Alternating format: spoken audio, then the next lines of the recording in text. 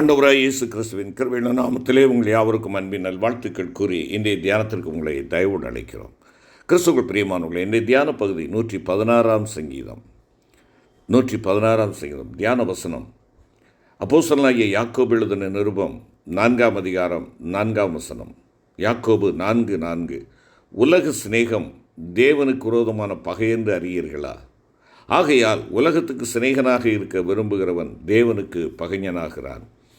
அருமையான கர்த்தருடைய பிள்ளைகளே, கடந்த நாளினுடைய செய்தியின் தொடர்ச்சியாக இதை தியானிக்க ஆண்டவர் நமக்கு கிருபை செய்வாராக. கடந்த நாளிலே பார்த்தோம், நம்முடைய நித்திய மகிழ்ச்சியின் உறைவிடம் ஆண்டவராகிய கர்த்தர் ஒருவரே என்பதை நாம் தியானித்தோம்.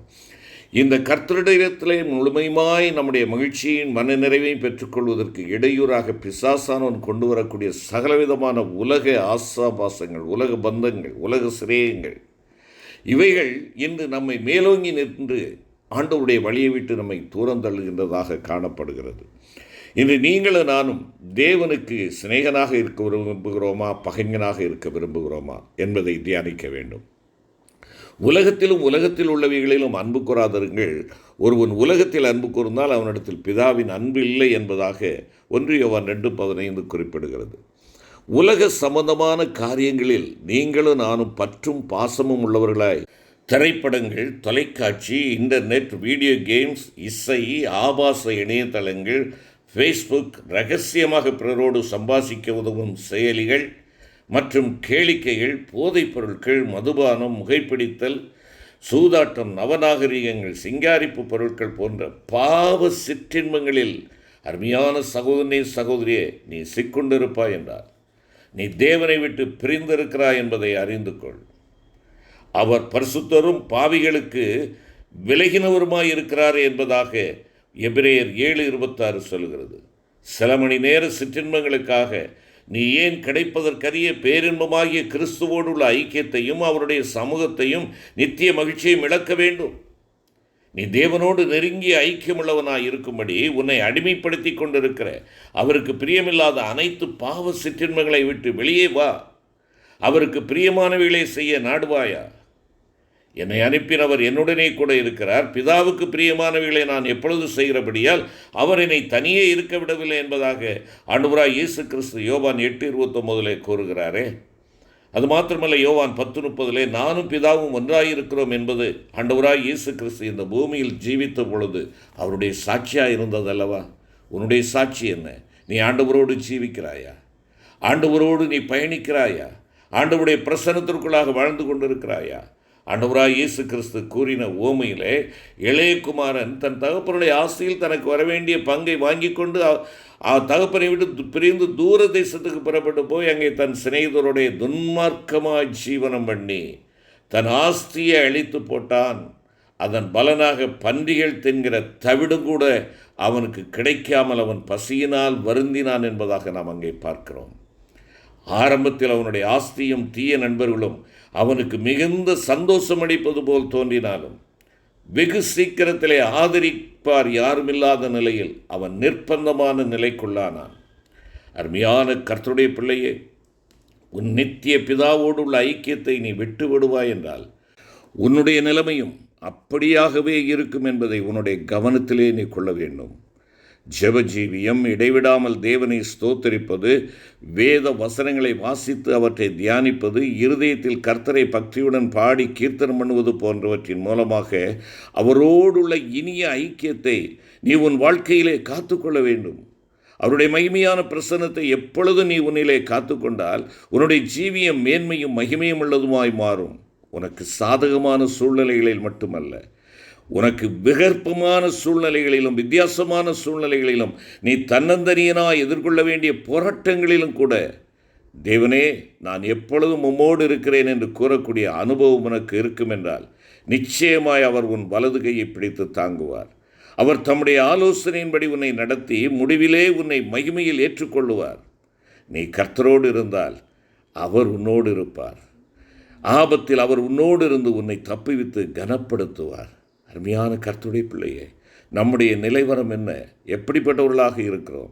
யோசுவா என்னும் வாலிபன் ஆசரிப்பு கூடாரத்தை விட்டு பிரியாதிருந்தான் என்பதாக யாத்ராகம் 31 நாம் வாசிக்கிறோம். அவன் மோசேக்கு பணிவிடை ஊழியம் செய்து கொண்டிருந்த போதிலும் தன்னுடைய ஜீவியத்தை எப்பொழுதும் தேவனுடைய சமூகத்திலே காத்து கொள்ளுகிறவனாயிருந்தான்.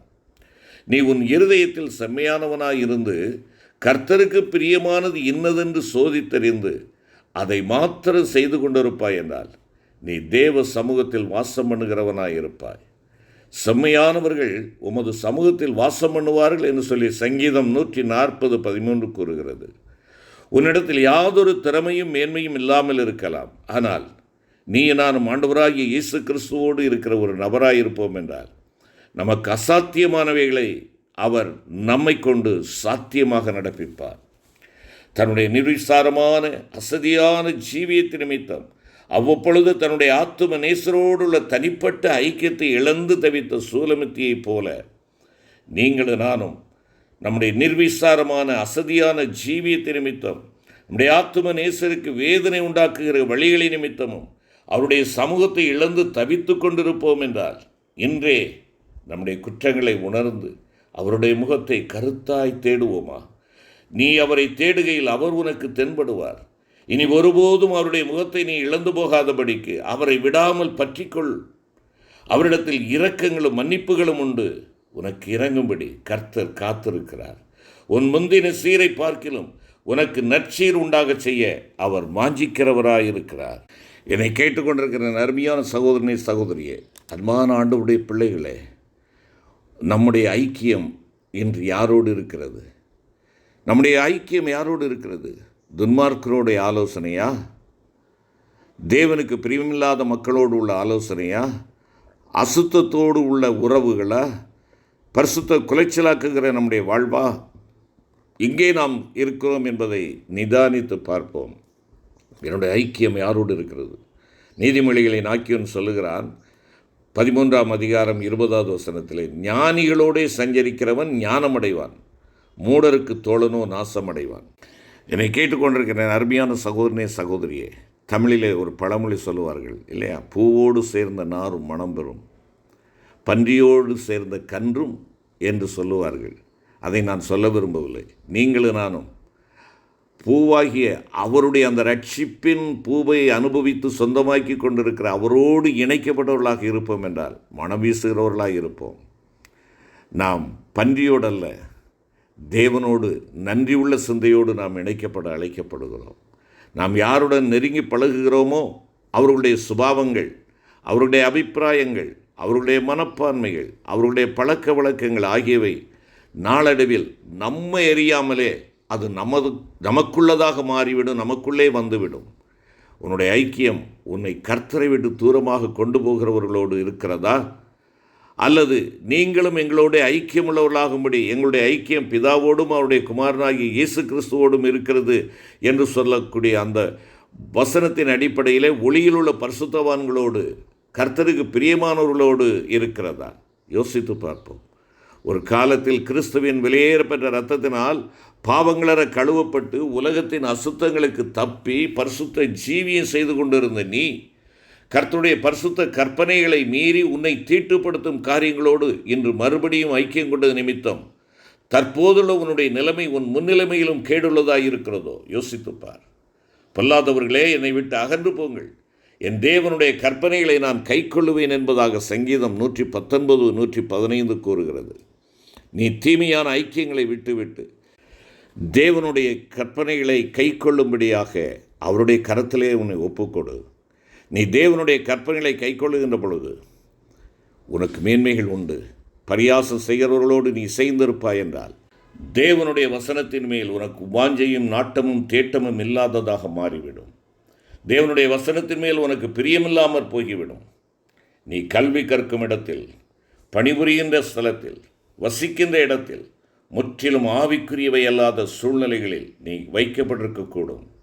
அவற்றின் மத்தியிலும் நீ கர்த்தரோடு இருக்கும்படி உன்னை நீயே வேறு பிரித்து காத்து கொள்ளும்படியாக ஆண்டவர் விரும்புகிறார்.